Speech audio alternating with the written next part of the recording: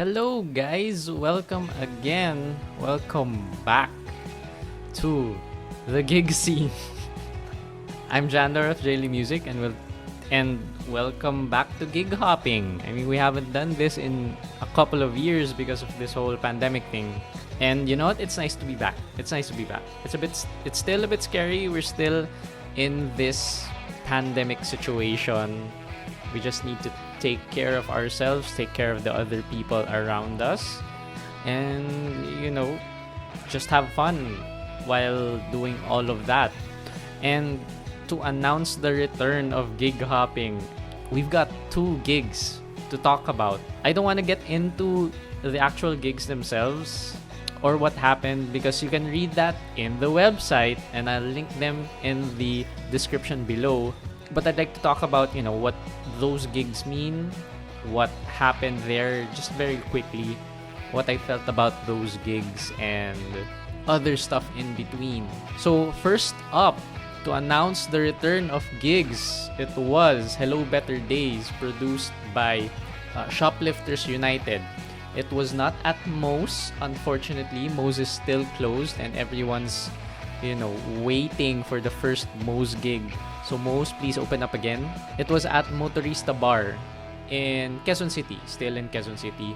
It was, going in there, I was more expecting a reunion than an actual event, a celebration of sorts. And that's what I got.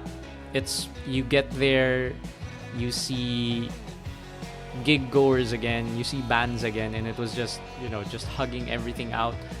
It's asking them how they are, how they were, how they're feeling, all of that. And it's just a nice celebration of seeing people again and hearing live music again, because we've been so out of it. 2 years is a really long time, and 2 years brings on a lot of changes. But the one thing that is still consistent even with gigs after that long of a time is the excitement you feel when you're seeing a lot of other people enjoying live music, and when you're watching bands play. The magic is still there. It's something that you can't really replicate with all the online gigs that happened throughout the pandemic. I mean, we are thankful that the online gigs happened, but there's still something different with being there, elbow to elbow with other people you know or probably don't know, seeing other people again at events, at venues. All the sweat, all the tiredness, and I think we've all grown. 2 years is a long time, and people just get old. I've accepted it. I can't mosh, but I do enjoy watching people mosh. And I think some of the younger crowd, got older, and that's what I've been hearing from all of the younger people, that they can't mosh anymore.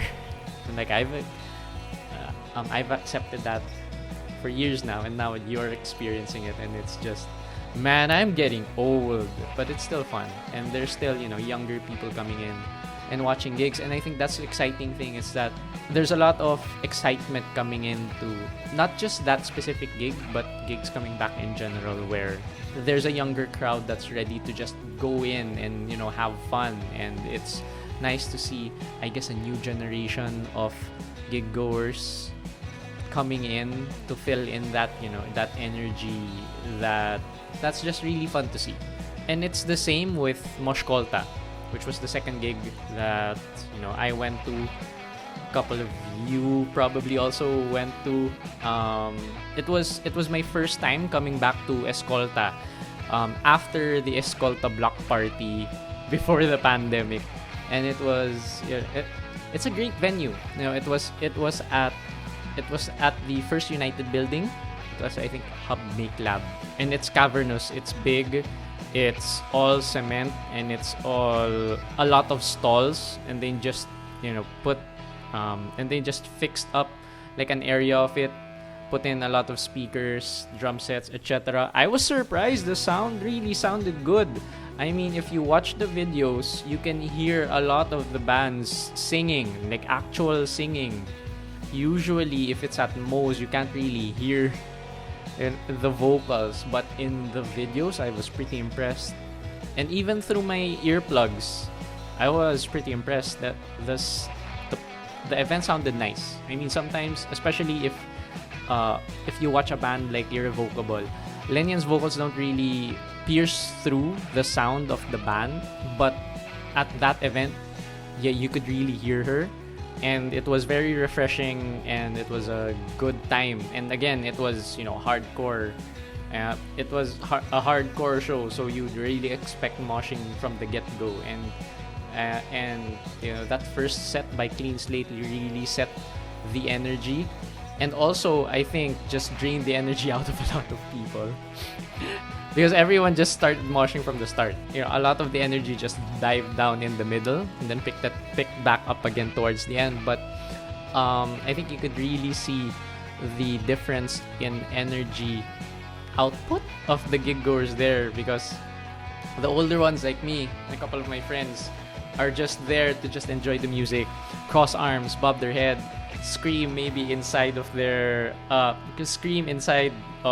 our face mask, and then you see the other kids also screaming in face masks except jumping around. It's still really fun to see, and that's one of the things I missed, I think, from watching a lot of the hardcore gigs. So thank you, Still Ill, for making that event. I'll be looking out for more in the future. And it was really fun, high energy throughout the night. Again, a review of it, a review of the event and what I thought about the sets are in the description. You can read about them there. And it was a matinee gig, afternoon, 3 p.m, 4 p.m. it started. It ended at 7. Just enough time for you to rest for a couple of hours, an hour maybe, have dinner. My girlfriend and I ate at Fred's afterwards, and it's great.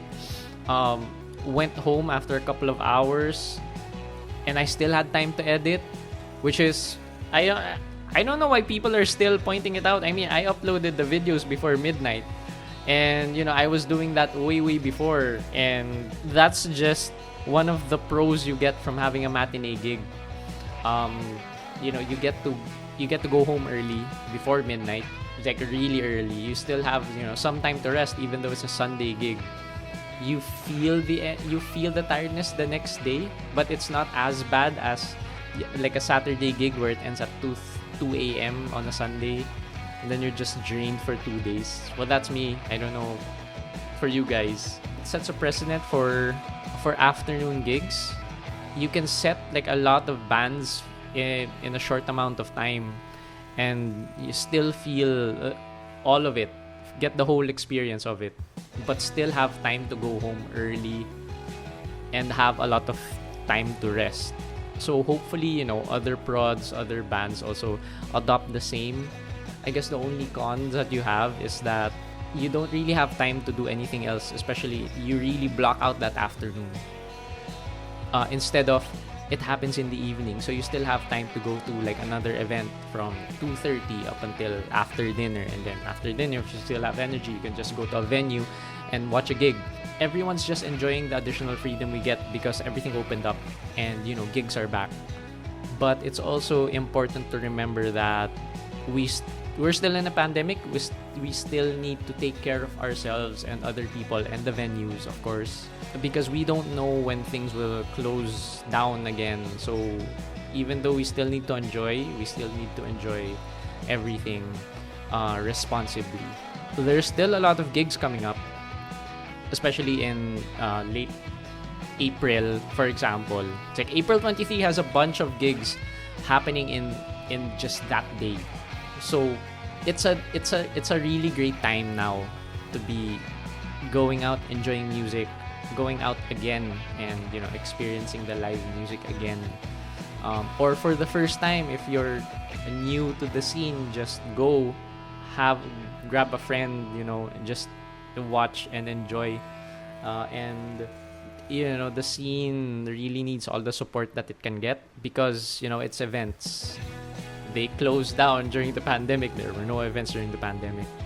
And that's it for this edition of Gig Hopping.